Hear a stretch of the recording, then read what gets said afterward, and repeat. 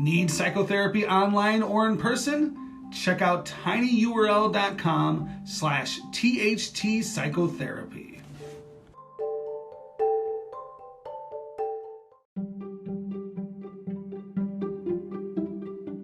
The George Brassey Podcast is made possible with funding provided from Brassey Global Strategies, LLC, a leading political consulting, public policy, government affairs, and research firm.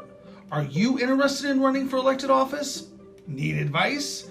Call or email George, 708-769-5015. Brassey Global Strategies 1@gmail.com. Snowstorm forces Chicago Heights to close City Hall. Snowstorm forces Chicago Heights to close City Hall, Chicago Heights, Illinois. Snow was on everybody's mind at Wednesday night's Chicago Heights City Council meeting. The Chicago area was hit by a major snowstorm, and Chicago Heights had about 10 inches of snow dumped on it Tuesday and Wednesday. City Hall was closed Wednesday afternoon because of the winter storm, and garbage pickup on Wednesday and Thursday was also postponed. And students at Chicago Heights School District 163 went to remote learning Wednesday because of the storm. The mayor's chief of staff, Karen Zaranti, thanked city workers for their efforts. She told the council that city workers had been working round the clock to keep city streets open and safe, and would continue to do so throughout the duration of the storm. Fifth Ward Alderman George Brassey also lauded city workers, saying, "The snowstorm we have experienced in recent days has been terrible, but the City of Chicago Heights Public Works Department has done an excellent job in maintaining the roads during the snowstorm. Each and every resident's request that was submitted to my office was addressed in a quick and efficient fashion." Christopher Bykoskas, 4th Ward Alderman, added that Public Works is working diligently, doing a great job cleaning up the streets. In other business, Zaranti said that the city would be hosting its second Illinois Department of Public Health clinic offering vaccinations and booster shots 11 a.m. to 3 p.m. Saturday, February 12 at City Hall. The council also approved an ordinance renewing the city's employee health insurance policy and premium. The city expects to see premiums remain roughly the same. The city's benefits and insurance consultant told the council that he was able to negotiate lower rates with its insurer, Blue Cross/Blue Shield PPO, despite higher prescription drug usage by the 231 employees covered under the policy. Snowstorm forces Chicago Heights to close City Hall.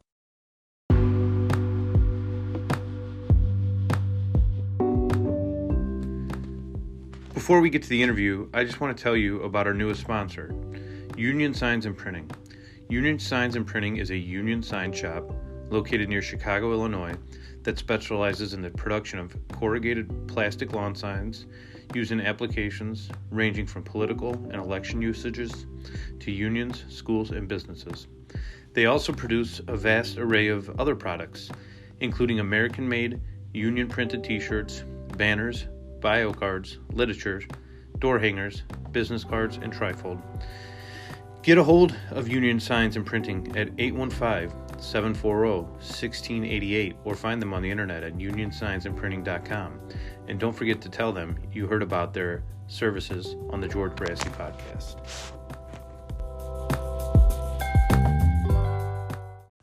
I'm so glad to welcome Aisha Betancourt Esquivel to the podcast. Aisha, thanks for coming on. Thanks for having me. Aisha, a lot of people know you from your activism in the city of Chicago Heights. Tell the listeners a little bit about what inspired your activism and what type of activism are you involved in? Sure. So I have a group called the Brianna Land Project. My daughter, Brianna, also a resident of Chicago Heights, passed away on May 15, 2019, as the result of substances and mental health issues. So when she passed away, almost instantly it struck me to do something with the tragedy.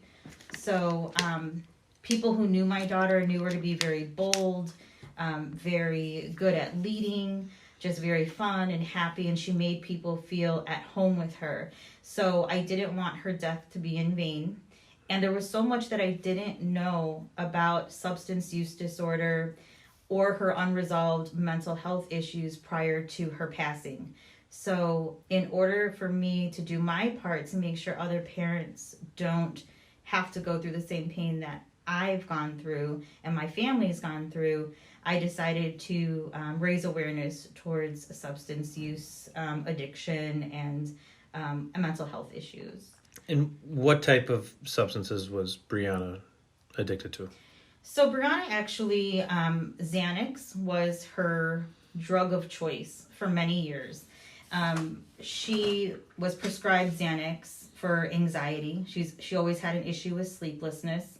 But around the same time she was given the Xanax prescription, she also was diagnosed with chronic pancreatitis. So that brought her to St. James many times. She was in and out of the hospital getting pain relief. So I didn't realize that was an issue, even though she would journal how much pain relief every nurse would give her. And it was almost like she was documenting who would give her what she wanted when she wanted it. And so I think she was getting into an addiction to the painkillers as well. But she had to go to the hospital for those. She didn't have an ongoing prescription outside of the hospital for those, from what I can tell. So the Xanax was an issue for her. She was mostly getting it through the doctors. She would doctor shop sometimes.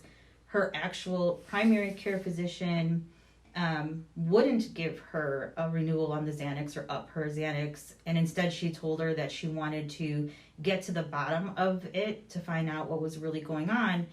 And then my daughter never went back to her again. And she had been her doctor for over 10 years. So, and I found that out, of course, after she passed. So ultimately, I think there was a time when her mental health was strained and when she was under a lot of stress and depression, she would kind of open herself up to anything that was around. So at the time of her death, she had been away from me for almost 2 months. I wouldn't allow her to come home. And I think she was in the most desperate time of her life. I think she was super depressed. She had been diagnosed a year before with borderline personality disorder. And she, at that time, she had suicidal ideation and she had cut herself. But at this point, in May of 2019, she had burned all her bridges with all of her family. No one would accept her back in their house. And she was also kind of estranged from her son because she wasn't really making safe decisions at that time. So I think she was really, really sad. And she was able to link up with people who had pills. And they were, on the day before she passed away, she had sent a Snapchat to one of her girlfriends and she said, "I'm going on a trip." And it was a handful of different pills. So in going through her phone, I know that she had people near where she was staying and in businesses where she was that were supplying her with people to give her pills. So at the time of her death, and her ultimate cause of death was combined drug toxicity, is the alprazolam, which is Xanax, and heroin. And that was a big surprise to me. The heroin was a very big surprise to me, and I feel like she was just desperate for anything she could get her hands on. And then after she passes, how long does it take you to start to make sense of it and start to decide that you want to help others and other people and other parents? Sure. Well, most parents will say, like, you're in a fog for weeks, and that's definitely true. Because Brianna was such a leader in life, I just knew, and I prayed every day, knowing that she was going to come out on the other side of this. But I didn't have all the tools to really know what was going on at the time. So when she first passed, the initial hit was really hard, and I was so angry, and it tested my, relationship with God. And I'm like, no, it's not supposed to be like this. And But even on that day, within hours in the compassion room at St. James Olympia Fields, I felt like God put it in my spirit to take this tragedy and turn it into something else. So like right away, I had ideas about how to help other people. And then I continued the grief journey as best as I could at that time, not knowing so much. But consistently ideas would come, and I began to meet other people. She had such a big love for people, and people had such a big love for her, that people were super on board for anything we were doing. You know, within the first week, I think a few days later, we had a balloon release, and then it just kept growing, and different ideas kept coming up. So it was just very quick for me. Your daughter grew up and died within the city of Chicago Heights. Why do you think there's such an issue with drugs in our community? So all this time later, after educating myself, in any way that I can, I believe there's so many multiple avenues to what happened to my daughter and what happens to, hundreds of kids per day. Specifically for our community, I think that there are unresolved mental health issues and trauma. I think there are a lot of things, especially in Hispanic communities or people of color in our families, we keep certain things hidden, including sexual abuse. And we also, I think some of us come from a line of dysfunctional families, and we don't address the mental health needs with our children, and they see a cycle, and it's not healthy. So I think that's one aspect of it.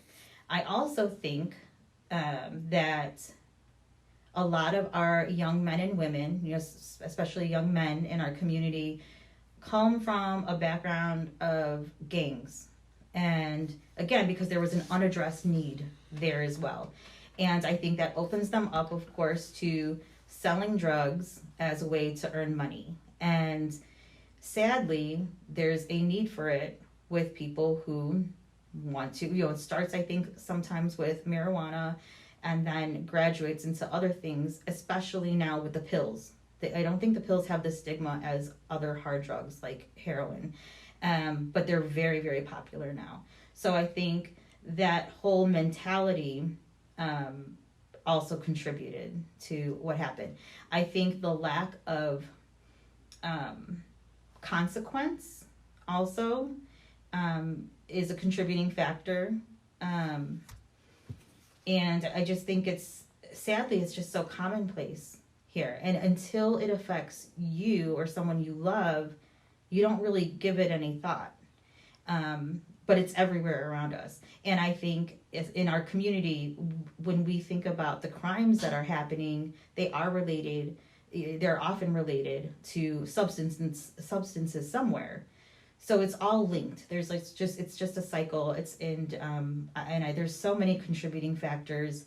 I blame myself a lot. I would blame myself a lot. The family dynamics, the fact that doctors were continuing to give her, prescriptions, and I think also her, just the stress that she suffered through relationships, and not being able to handle motherhood. I don't think she was prepared for that.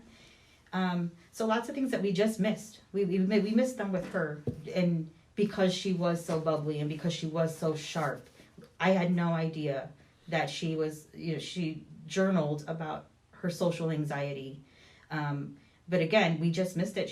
Because she was presenting herself in such a way that was confident. And I think a lot of parents also in our community are so busy working or being single parents that they aren't able to recognize the signs, or they don't know what signs to look for. You've hosted a couple events at City Hall in Chicago Heights. Talk about what those were. Sure. So August 31st of every year is considered International Overdose Awareness Day. So we were able to do 2 events. Last year we did an event called Worried Shoes, where we collected the number of shoes for every person statistically who passes away due to substances every year at that time. That amount, of course, has increased. And during that event, it was more of a visual event because of COVID.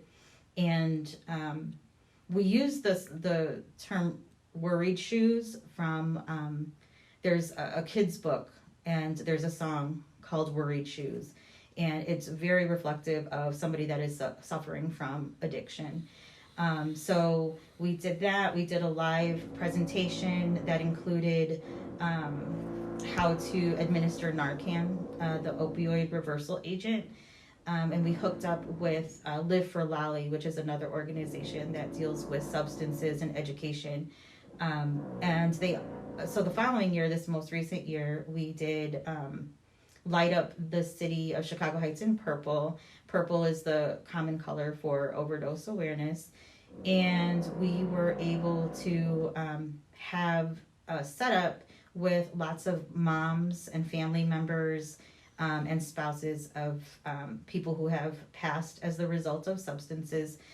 And we had folders ready with information. We had Narcan available to pass out. And then we ended it with a candlelight visual for everybody who has been lost due to that. One of the things in my experience as someone who's worked with people who live with substance use problems is there's this debate amongst providers between harm reduction and complete abstinence. Where do you fall on that spectrum? Again, after lots of education, I definitely believe in harm reduction. One of the reasons I feel Brianna is gone is because it was pretty much she was not allowed to do, she had to remain sober while she was in my home. Where now I know that it wasn't as simple as making a choice. The only education I had about how to treat people with substances was through the show Intervention on A&E. So that's tough love. I wish I hadn't behaved in that way. I wish that was not my response. I wish I would have known which resources, because with the practice of harm reduction, you're allowing that person to have a chance to get better.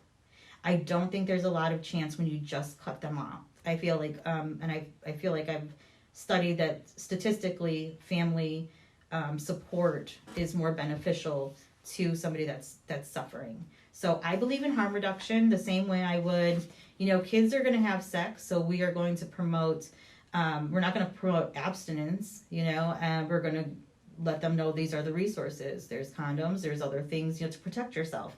Same thing, even with different things that go on in schools. We're doing harm reduction. We're supporting harm reduction often in other aspects. And I think this is one that we've got to start talking about so we could start saving these kids. You're now the head of another organization, the new Chicago Heights Community Committee. Tell the listeners a little bit about that committee. Sure. So the new Chicago Heights Community Committee falls under the Chicago Area Project. The Chicago Area Project is, of course, in the city.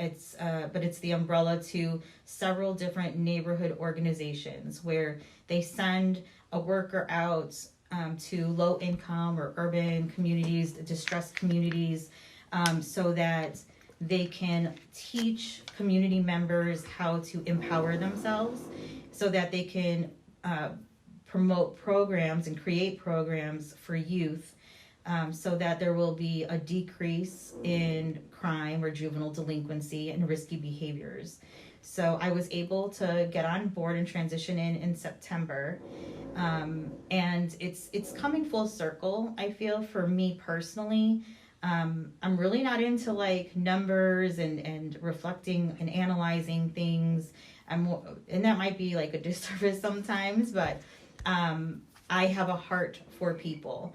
And I have a heart for youth. I'm going to see my daughter in everybody that I come across. Everybody has a story. And I want to do my part to embrace the community.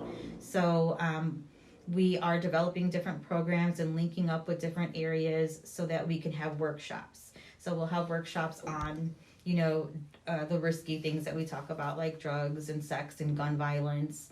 But we will also create space to have healthy activities for kids.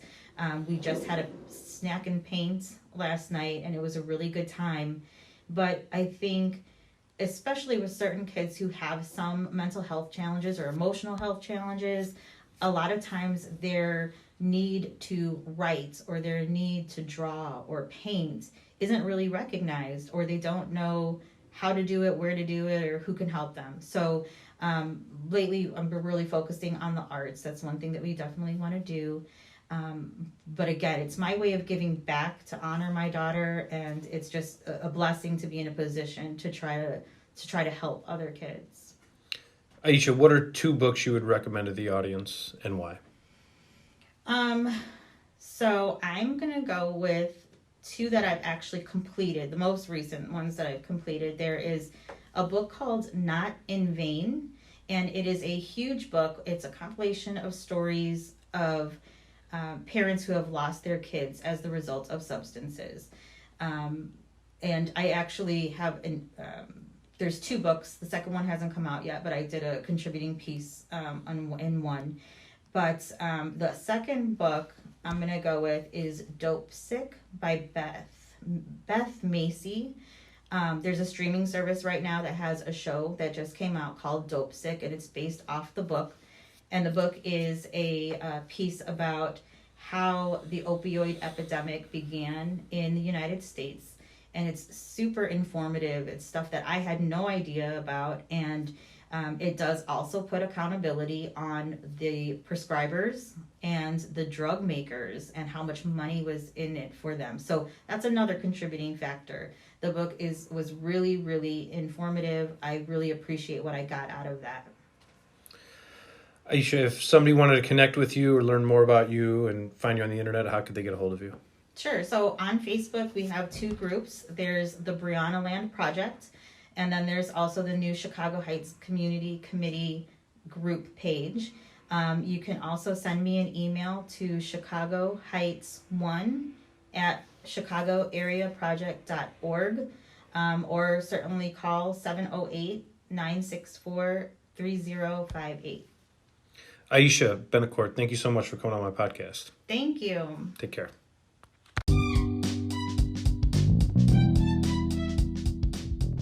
Help George stay on the Chicago Heights City Council. Go and donate today at tinyurl.com/AldermanGeorge2023.